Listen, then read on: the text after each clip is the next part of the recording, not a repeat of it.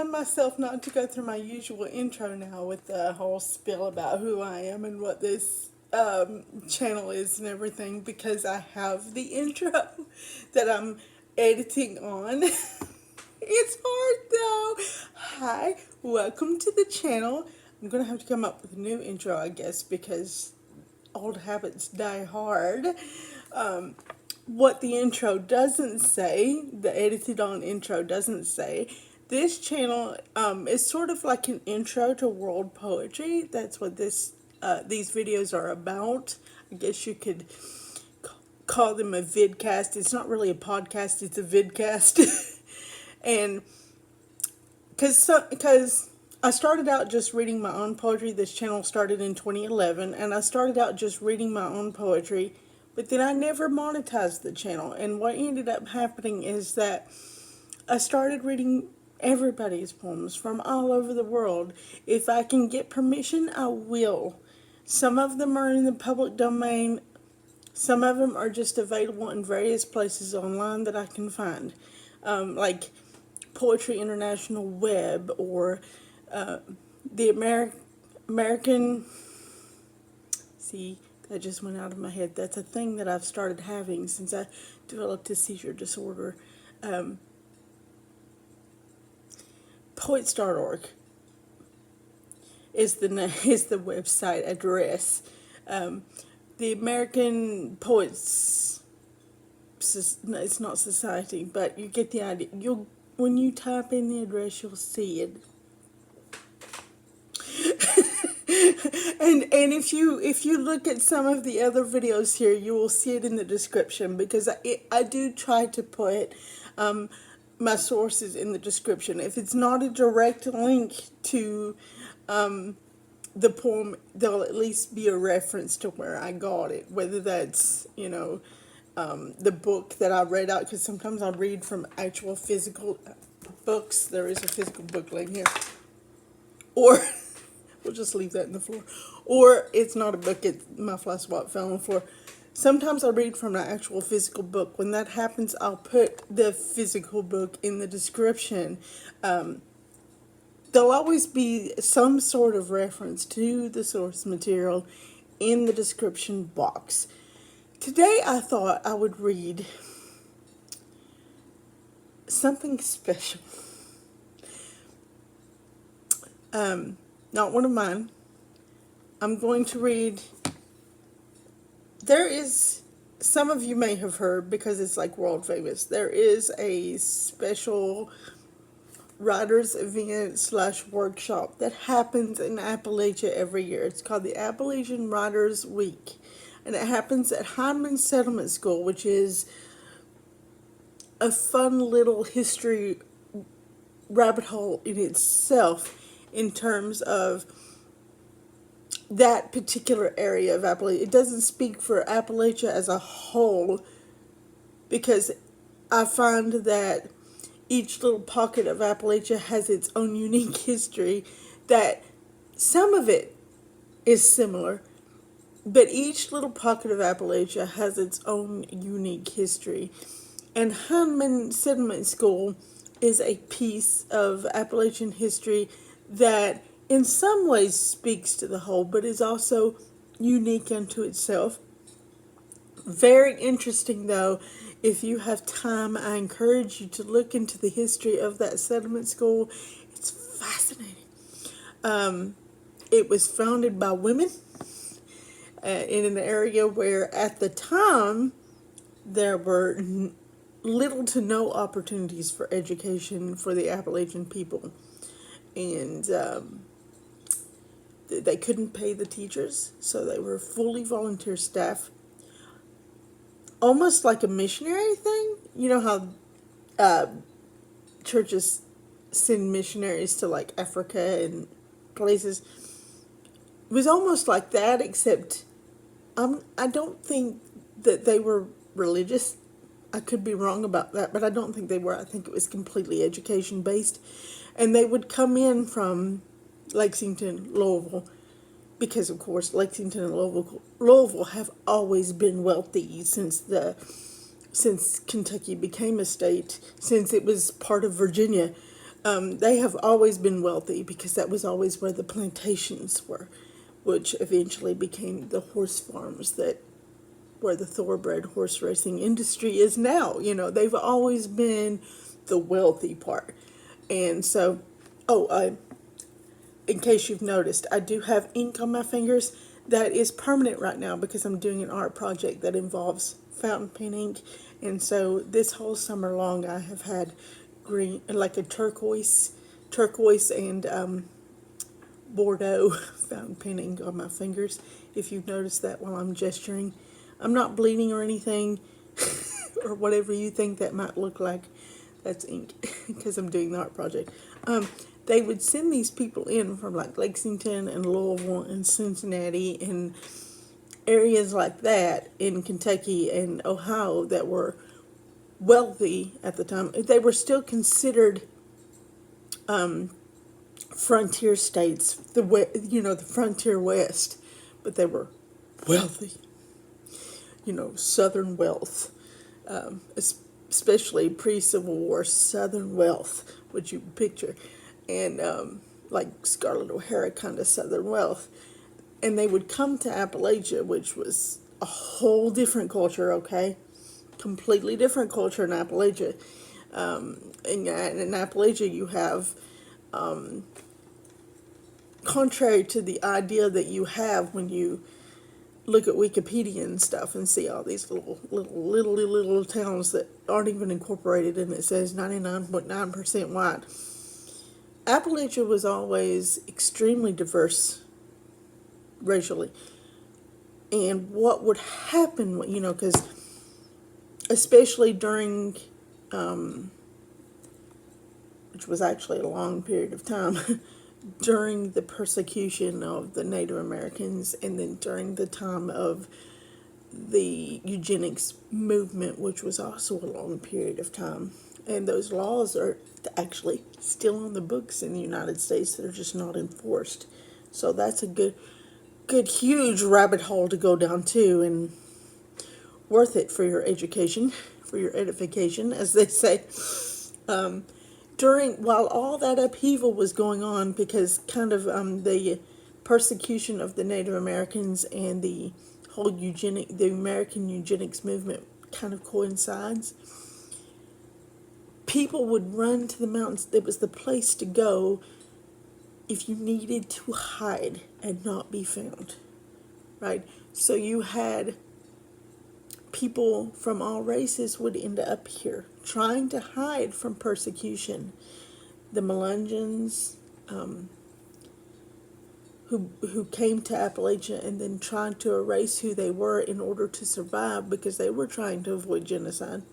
The Native Americans that managed to avoid removal. See, for them, the Appalachian Mountains, they didn't live. Some of them did. There were, because the Cherokee were not. Because some people have this idea that all the Native Americans lived like the Plains Indians, that they were all nomads. No, each nation had its own way of life, but that's another that's another whole rabbit hole. And the Cherokee and the Shawnee they were huge nations. The Cherokee, the Shawnee, and the Muskogee, if I'm saying that correctly, Muskogee. I've seen it pronounced different ways. I've seen it spelled different ways, that nation. They kind of shared parts of their home territories, huge home territories, and they didn't really live in the Appalachians. Some of them, there are established towns there of the Cherokee, especially like the town I live in. Had an established town nearby it, but there were trade routes they would travel through. The Appalachians were sacred hunting grounds. They would come here to hunt, and they would travel through, and they lived in the Carolinas and Georgia and Alabama and Mississippi and and in the Bluegrass region and in Tennessee. But the mountains were sacred hunting grounds, right? They mostly just traveled through. So, but when removal happened and they needed a place to go and hide, emergency situation, they were like, well, run to the mountains. And then you had some Cherokee had slaves that they would, because it was already part of the Cherokee culture, but they didn't hold slaves in the same way that white people did, at least not initially. Slavery was a punishment, and it wasn't for life. It was just for a certain period of time. And then, as they tried to appease the whites, then they began to hold slaves more like the whites did, but they still never did it quite the same way. It was never as brutal. And a lot of the people, the black people who were slaves under the Cherokee, are now considered tribal members. They have a special name for them, and they are considered members of the tribe. That's how well they were treated. That these people want to be considered tribal members. And so you had all these different races, and there were more besides. All these different races living in the Appalachians, trying to hide from all these different kinds of persecution, the eugenics movement, because the American eugenics movement targeted Appalachian people specifically because they were mixed race, right? And so they were all living here together, and they would freely intermarry here. And so what ended up happening was, whereas in other places people would have the Italian neighborhood and the Irish neighborhood and Harlem, the black neighborhood, and then they would have Spanish Harlem. The races lived together, but they stayed separate and they kept their cultures. In Appalachia, where they intermarried, they blended, and so did the cultures. And of course, it being rural mostly, you don't have such and such neighborhood. There is like one town I can think of that has an area called Little Italy, and now it's mostly black people living there. Because the Italians that originally lived there now consider themselves white people. See, that's the thing, because if you could pass as white, for me, for instance, I'm Native American, I'm Cherokee. On my mother's side, they're all Cherokee, and intermarried, of course. I've got a great-great-grandfather that was Irish, had an Irish accent, but he has this fantastical story, and a lot of it we don't know what's true and what's not, but we do know for a fact that he was Irish because he had the accent, and we believe he was Irish Catholic because he would say things that Catholics would say, certain expressions. So there was some intermarriage, like with everybody. But when I went to school, because if you look at me, I look white, right? If you just glance at me, you would assume I was white. But I'm not. So when I went to school, and I'm a kid and I don't know nothing, and they hand you those forms and it has race on it, the teacher would say, mark yourself as white. Because I'd be like, what is this? I remember asking her, what is this question? And she'd say, mark yourself as white. Okay, so I did, because I didn't know. That's what everybody did. And at first it started out as a way to save your life. Mark yourself as white to avoid genocide. And then as the generations went on, it just became something people did without thinking about it. And after a while, people have convinced themselves that they are white in a strange sort of way. But actually, nobody living here really is, because of all the intermarriage and all the culture blending and everything. We may look white if you look at us,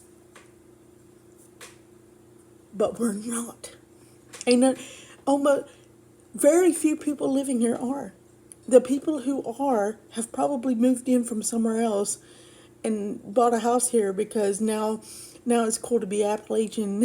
Appalachia in the last 20 years has suddenly become the cool place to be, the authentic place to be after centuries of being poo-pooed on as being dumb hillbillies. Suddenly in the last 20 years it's the cool authentic place to be. So now we have people moving in from other places. Now they might be white, I don't know. But most of us who have been here for generations and generations, no. Ain't a one of us white. We might think we might think we are, but ain't one of us white. Every one of us is mixed with everything.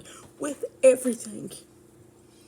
Anyway, but that's so so we have this I'm gonna talk about that and run out of time to actually read my poem because I have to go to the doctor today.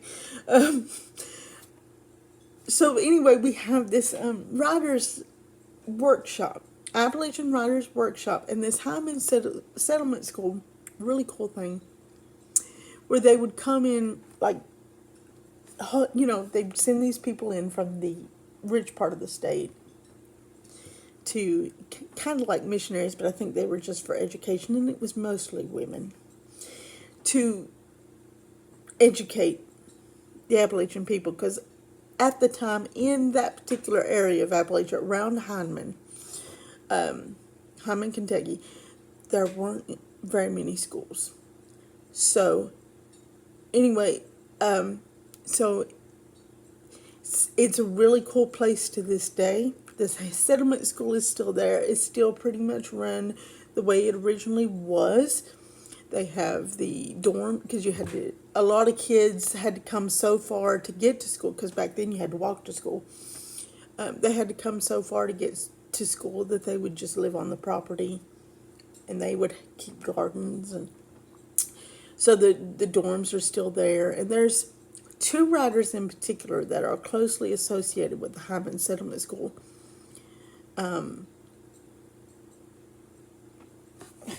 Names and nouns. I've got one of his books here.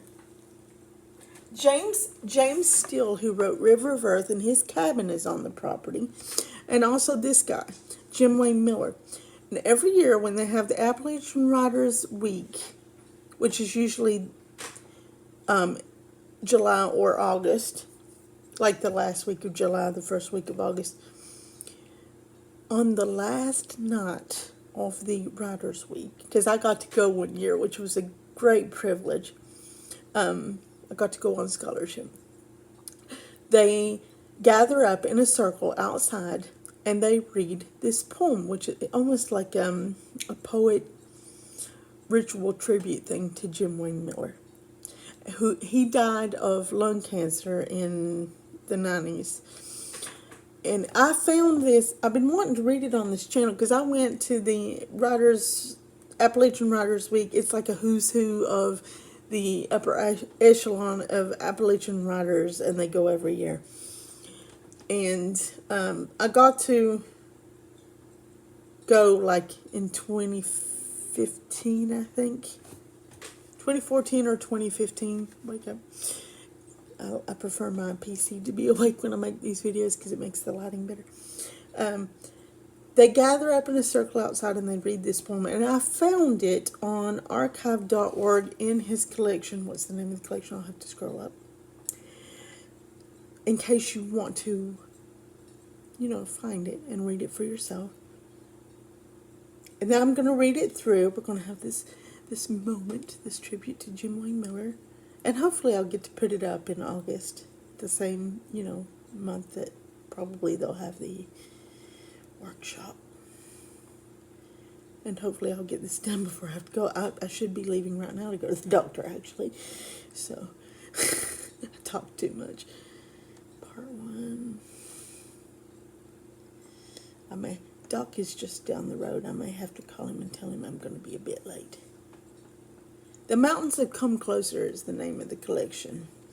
Not all my dogs are just down the road. This is just one of my dogs. This is the doc that I have known my whole life. I think he's the one that actually diagnosed my cerebral palsy when I was a little girl. He's been practicing that long. He's like been the family dog forever. I could be wrong about that, but that's the story I remember. Um, like, Mom kept taking me to doctors, and they kept saying, "Oh, she'll grow out of it. She'll grow out of it." And then we lived up in Canton, Ohio, where you get the lake effect weather at the time, and she said she went to put my shoe came off. You know, when you're a baby, your shoe comes off, and she went to put my shoe back on and realized that my foot was backwards in my snowsuit. And she was like, "No, this is not normal." So she brought me back home to Kentucky and was like, "Doc," to the family dog, and was like, "Doc, all these doctors keep telling me she's going to grow out of this, but look, her foot is backwards." And he was like, "She's got cerebral palsy," and it set the wheel in motion for me to become a Shriner's child, but that's a whole other story. Okay, Briar's sermon. You must be born again. One Friday night, the Briar felt called to preach. So Saturday morning, early, he appeared on a street corner in town and started preaching.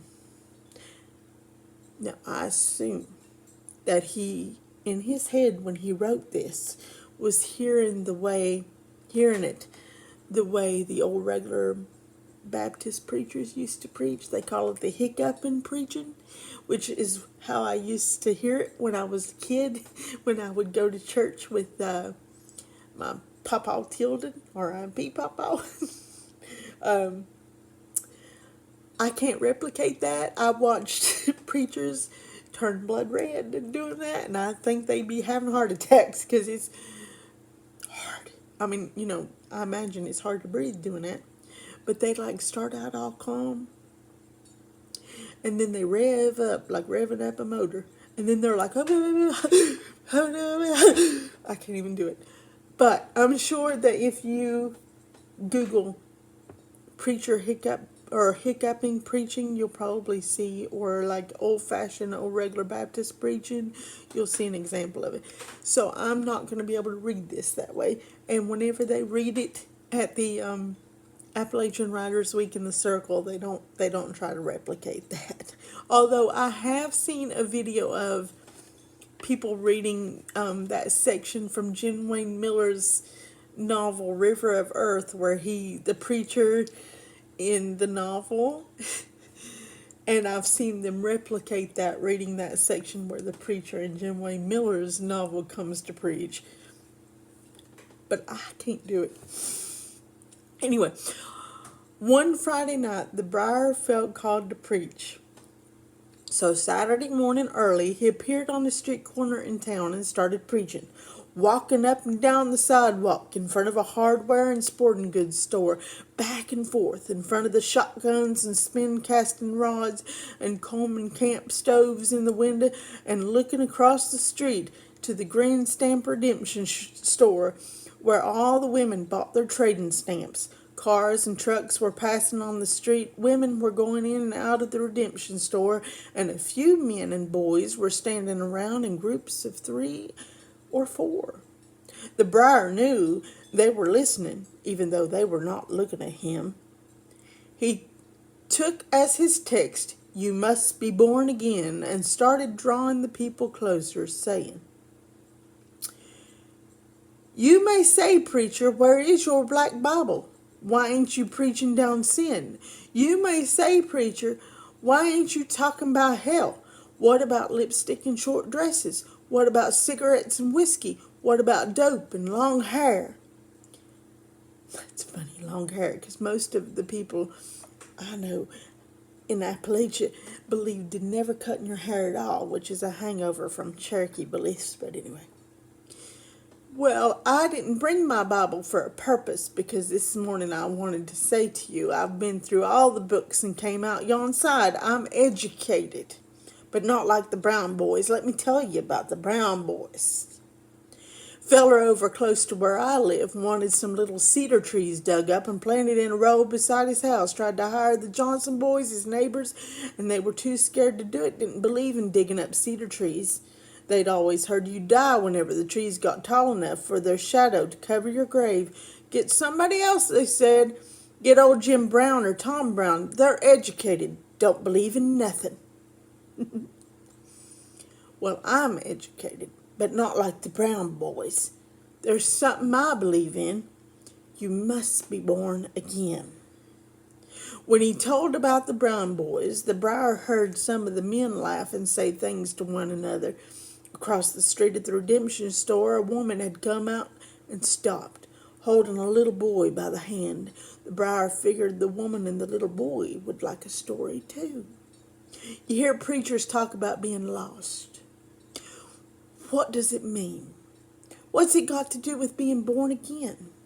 Feller I know, he didn't go to church, but a church bus always ran right by his house, and his boy, about 5 or 6 years old, wanted to ride it. So I let him go. Little boy got over there in church, and they were having a revival. Preacher knelt down by the little boy, said, "Son, are you lost?" Little boy said, "Yes," for the bus had gone up several creeks and hollers, picking up other people, and carried the little boy so far from home, he didn't know where he was. We're not so different from that little boy. We can be lost, sitting right in a church house, because we've been carried a long way around.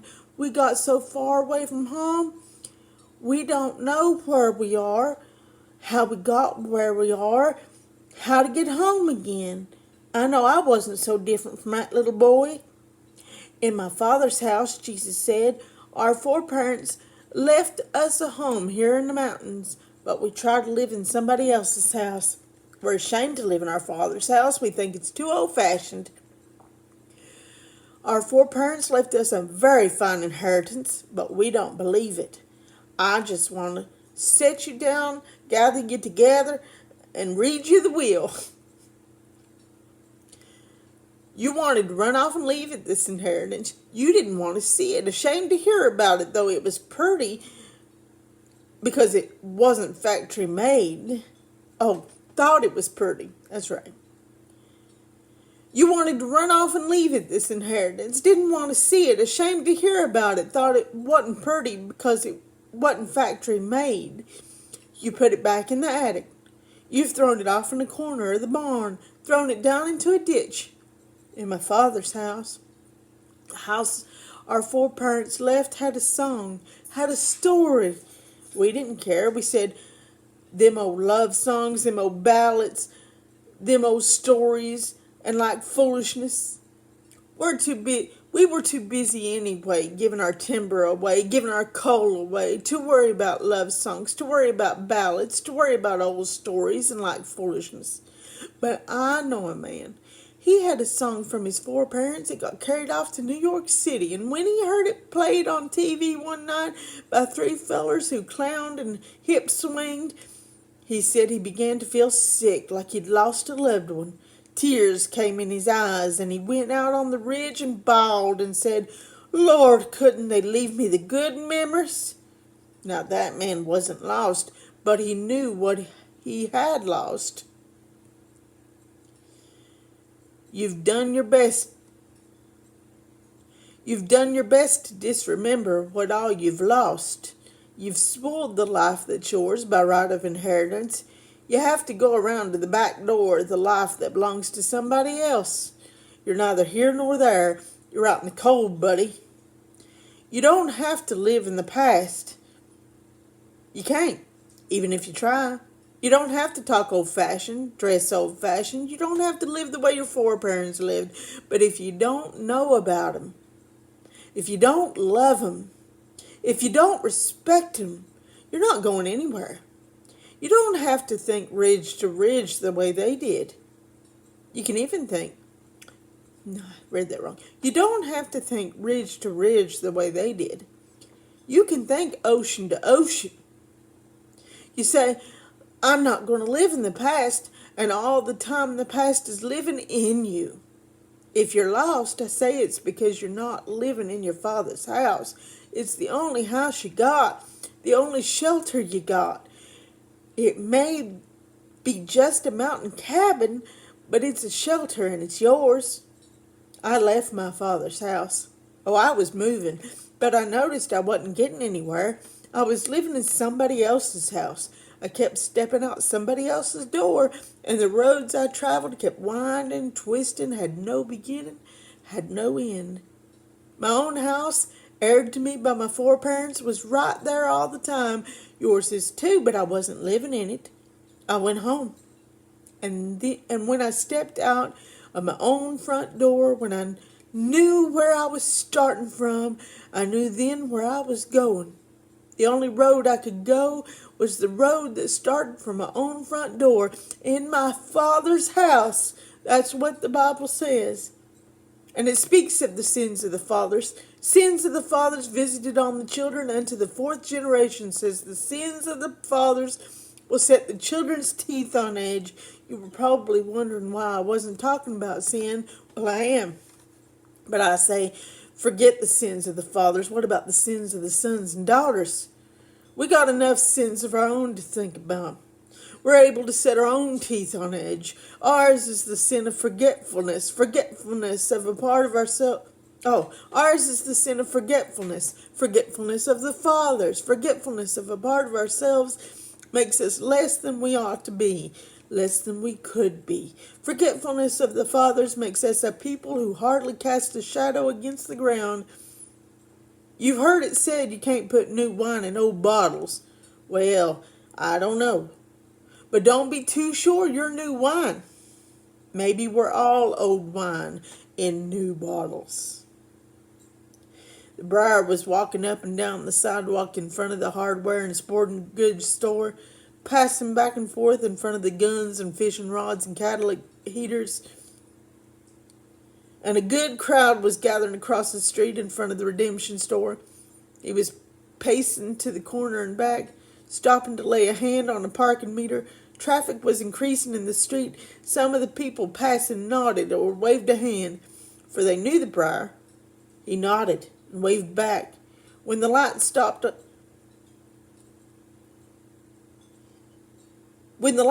traffic in the street, he stood on the balls of his feet and talked across the tops of cars to the crowd in front of the Redemption store. The light would turn and the traffic would move on. Cars and pickup trucks, motorcycles, RVs, pulling boats. A boy parked his wide, tired, jacked-up car at the first parking meter in front of the Briar, got out, went into the hardware store. The Briar moved down and talked across the car's hood. I see these boys with their old cars jerked up on a pulley out under a tree somewhere. I see the cars looking like monster beasts that have these boys' heads bit off and half of their bodies already eaten up. I see them lying flat on their backs with their heads up under their cars, nothing but their feet is sticking out, their hands mucking around in grease and gears, and I think, buddy, that's how America's got you. That's just the view you have of this country. You have your head eat off, or else you're flat on your back, looking up into the guts and gears of America, up to your elbows in her moving parts, flat on your back, always looking up. And I think to myself, I'd like to open up your heads just like you raise the hood or go into a gearbox. I'd like to rewire your heads and gap your spark plugs and reset your timing. Because you can get off your back. You can have a new view. You can get behind the wheel of America. You can sit in the smooth upholstered seats of power and listen to the music playing.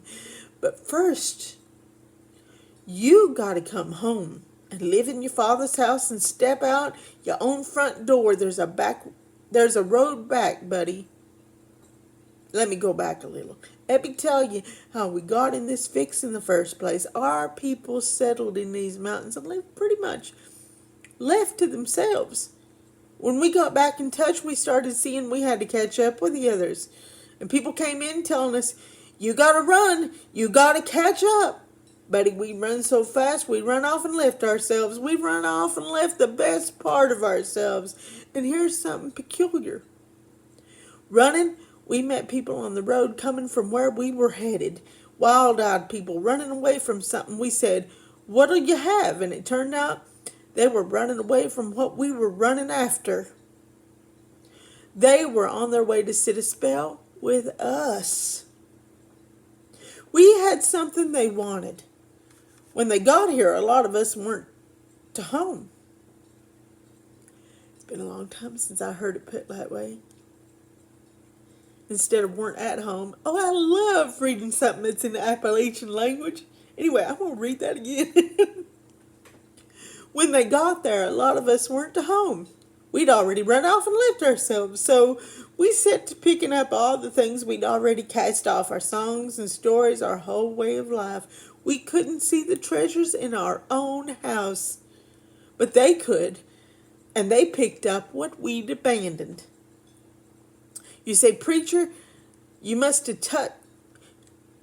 You say, "Preacher, you must be touched." That's foolishness. How can anybody run off and leave himself? I say, don't ask me. You're the one who's done it. You've kept the worst and thrown away the best. You've stayed the same when you ought to have changed where you ought to have stayed the same. Wouldn't you like to know what to throw away, what to keep, what to be ashamed of, what to be proud of? Wouldn't you like to know how to change and stay the same? You must be born again. Say you were going on a trip, knowing you wouldn't ever be coming back, and all you'd ever have of that place you knew, that place where you'd always lived, was what you could take with you. You'd want to think what to take along, what would travel well, what you'd really need and wouldn't need. I'm telling you, every day you're leaving a place you won't be coming back to ever. What are you going to leave behind? What are you taking with you? Don't run off and leave the best part of yourself. And what is that best part? It's spirit. I tell you, I know places in these mountains, back off the big roads, up the coves and hollers, old home places with barns and apple orchards, cattle gaps, haunted by spirits. Spirits of people who left there, taking everything with them but their spirits, for their spirits wouldn't leave that place, and their spirits are there yet, like half-wild dogs or cats that will live on around the place after the people are gone. And I know other places in our towns and cities where the people have moved on to without their spirits. Do you believe in signs? I do. I believe in signs, and when I see people living in dirt, living in filth and trash, I believe it's a sign. I believe it's a sign the spirits of those people are living somewhere else. For a spirit won't live in filth and nastiness. A spirit keeps its own place clean, like around a fox's den, when the little foxes come out and play in the evening and it's clean around the den. Yes, foxes have their dens, but what do we have? We lost the ground from underneath our feet, lost the spiritual ground. We've run off and left the best part of ourselves. We moved to the cities, moved to town, and left our spirits in the mountains to live like half-wild dogs around the home place. You say, preacher, we have to change. That's right, but we're forgetful. It's our forgetfulness that's a sin against ourselves. We don't know any more about our history than a dog knows about his daddy. We're ignorant of ourselves, confused in what little we do know. All we know is what other folks have told us. They've said, "You're fine Anglo-Saxons, pioneer stock." Then we went to the cities. They said we were trash, said we were briars. They said, "You're proud and independent." They said, "You're narrow-minded." They said, "You're right from the heart of America." They said, "You're the worst part of America." They said, "We ought to be more like you." They said, "You ought to be more like us." You've heard that prayer that goes, "Help us to see ourselves as others see us." Buddy, that's not a prayer we want to pray. I believe we ought to pray, "Lord, help us to see ourselves and no more." Or maybe, "Help us to see ourselves, help us to be ourselves, help us to free ourselves from seeing ourselves as others see us." I know it's hard to turn loose of that old self, that confused self. You think that's the only thing I am, what someone else has told me I am. I've hung here, I know, I've twisted in that wind, but you can turn loose, you can do it. One dark night in the fall of the year, a man went out to coon hunt, went by himself. His dogs, they stuck His dogs, they struck a trail, and he followed up the ridge, stopping to listen, moving on, moving through the dark. And when his dogs barked, treed way over yonder, he hurried on through the brush, moving faster, and walked, yes, walked right over a cliff. You'll do that in these mountains if you're not careful. Yes, you will. It's not funny, but it kind of is. It's funny because it's in a book. In real life, it would not be funny. In real life, it might be death. Okay. Okay. Well, he managed to grab a hold as he went over. Whew, good. A little twisty, runty tree was growing out from a crack in the cliff, and he hung by it, held on in the dark, but he couldn't do anything but just hang there. He couldn't get back up. There was no footing, and nothing but death and darkness there below him, but he couldn't hold on much longer either. Finally, all the strength in his hands was gone. He couldn't hold on any longer, and he fell about a foot. Yes, fell about a foot. He'd hung on as long as he could. He'd held to dear life, just as anybody will. Having no choice, he turned loose of his life, but he didn't lose it. He didn't lose himself. He found himself on firm ground, and he went home. But he went home a changed man. You're hanging like that man. You're struggling for a toehold in the dark. You're holding on to that old self, but your grip is growing weaker all the time. Turn loose. All you'll do is fall about a foot. You'll fall about a foot to spiritual ground. You'll fall home. You'll walk away a different man or woman. Oh, you'll think I'm going to die, but you won't die. I'm not talking about physical death. When you die of physical death, you're put into the ground, and the Bible teaches you'll be raised up, resurrected from that physical death. But I'm not talking about physical death. I'm talking about spiritual death. I'm not talking about life after death. I'm talking about life before death. I'm saying if you're dead in life, spiritually dead in life, you must be born again. You must be born again and again and again. You say, preacher, what's it like? I'm here to tell you it's like becoming a little child again, but being grown up too. It's the best of both. It's like being at home everywhere. It's living in your own house. It's stepping out your own front door every morning. It's being old wine in a new bottle. It's getting to know another side of yourself. You know how sometimes when you squirrel hunt, a squirrel will get on the back side of a tree, and if you step around there, he just goes around to the side of the tree where you were standing, and if you step around to that side again, he goes to the side he was in the first place, and on, and you never get him that way. You got a side to yourself that's like that squirrel, always out of sight. What's it like being born again? It's going back to what you were before, without losing what you've since become. They say people can go blind gradually. They say people can go deaf gradually, lose the sense of taste little by little. They forget the shapes of leaves on trees, forget the sound of the creek running.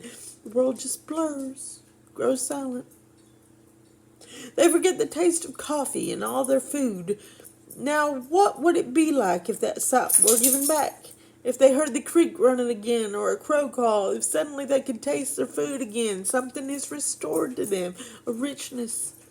They find something they didn't even know they'd lost.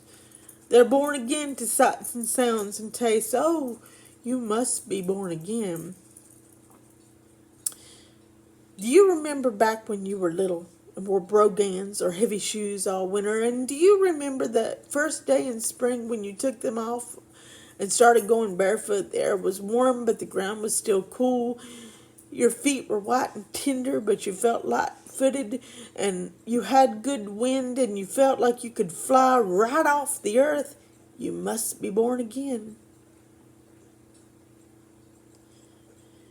The crowd had scattered now. The street was almost empty when he finished. He stood a moment like a blind man, smiling and gazing past people he spoke to. Then he reached out as if to gather something in, and raising his hand higher still, he blessed an invisible crowd on the sidewalk. Traffic stopped at the light, and the Briar on the corner disappeared behind a motorhome. When it pulled away, he had gone. So there it is. And I'm late. So I'm going to have to call the doctor and tell him I am coming. Sorry. But I'm just like 3 minutes late. But I'll be a little bit later by the time I gather my stuff and get out the door. That's a special poem, isn't it? I think so too. And I'm glad they introduced me to it at the Appalachian Writers Week. It took me a while. I wanted to read it on this channel before, but it took me a while to find it in a way that was available for me to read on here for you guys. So I hope you enjoyed that. And I will see you in the next video, or I guess now that I have the little intro at the beginning of the video, we can call them episodes of the vidcast. Ooh, it sounds so...